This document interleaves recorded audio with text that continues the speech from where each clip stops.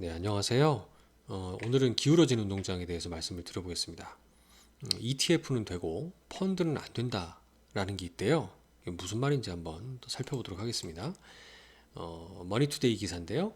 ETF 펀드는 고난도 투자 상품이고 ETF는 아니고 이런 형평성 논란이란 거예요. 여기서부터 좀 헷갈리실 거예요. 도대체 ETF 펀드가 뭐고 ETF가 뭐냐?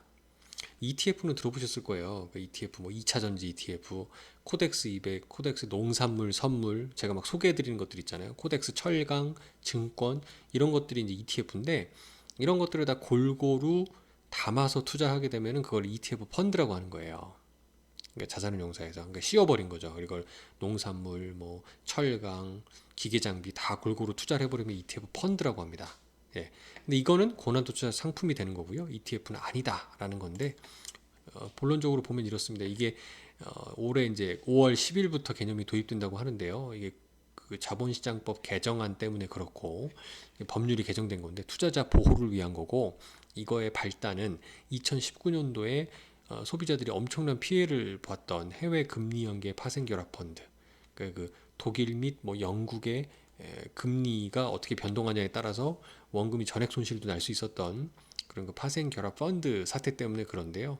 요거를 이제 은행 쪽에서 가입하신 고객님들 중에 일부가 이런 거 잘 모르는 사실 저도 파생 상품이라는 개념이 저도 이해하기 어려워요. 근데 이걸 연로하신 뭐 고령의 노인분들이 모르지 당연히 나는 이거 예금처럼 생각하고 들었어 라는 분이 많았기 때문에 이런 경우에는 앞으로 원금을 파생 상품도 들어가 있고 원금을 20% 이상 잃을 수 있다라고 하면은 이제 고난도로 분류해서 이제 팔기 힘들게 못 팔게 만들어 버린다는 거죠.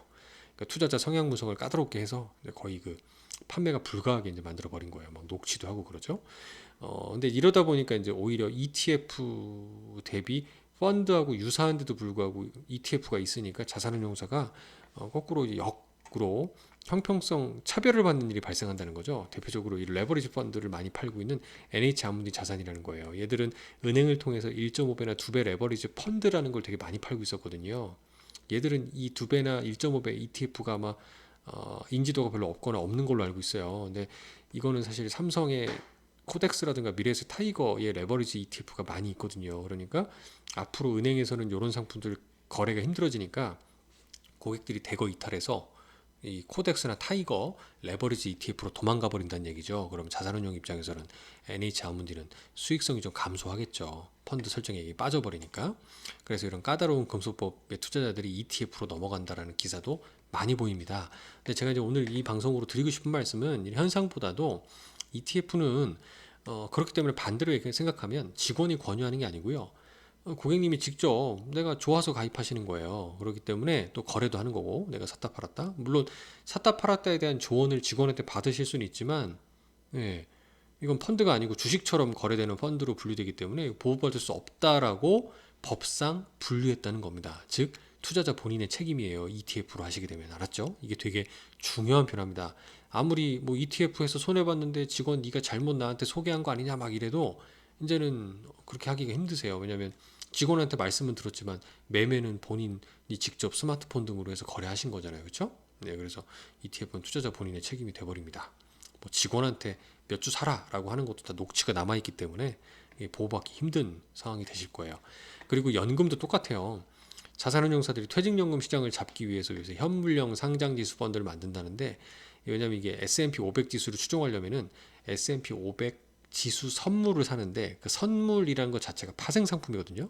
그래서 이 선물로 돼 있으면은 퇴직연금에 못 담는다는 거예요. 그래서 이걸 현물형으로 직접 주식을 투자해서 바스켓으로 이렇게 담는 현물형이라고 하는데 그렇게 하면 이제 담을 수 있어요.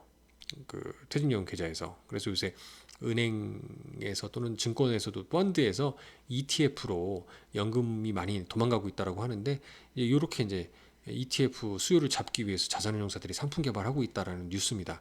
근데 이거 역시 제가 말씀드렸잖아요. ETF로 가면은요 보호를 받을 수가 없어요. 아시겠죠? 그러니까 가급적이면 저는 드리고 싶은 말씀이 TDF처럼 자산 배분이 된 상품을 최소한 절반 정도 이상 가져가시고요.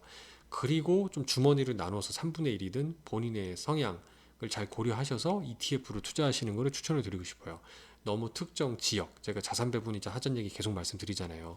투자 시간 및 지역 및 대상 자산 등을 다 분산을 하셔야 하루 이틀 운영할 게 아니에요. 이게 하루만 볼 게 아니고 장기적으로 운영하는 상품이기 때문에 가급적 자산 배분된 TDF를 기본으로 활용해 주자라는 말씀을 드리고 싶습니다. 감사합니다.